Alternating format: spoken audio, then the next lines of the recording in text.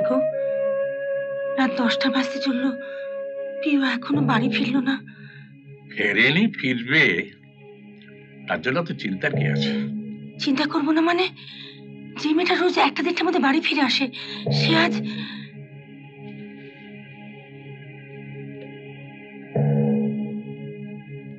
আমার ভীষণ ভয় করছে। ভয়ের কি আছে? আর তো মাস দুয়েকের মধ্যে তোমাকে বিয়ে করেই নেব। বাড়িতে যদি জিজ্ঞেস করে এত রাত অব্দি কোথায় ছিলে, কি বলবো? বলবে আমার সঙ্গে বেড়াতে গেছিলে। যদি জিজ্ঞেস করে কোথায় গিয়েছিলে? তুমি তো বলছিলে যে তোমার বড়দা নাকি এখন সংসার চালায়, তা তোমার বড়দা এখন আমার হাতের মুঠোয়।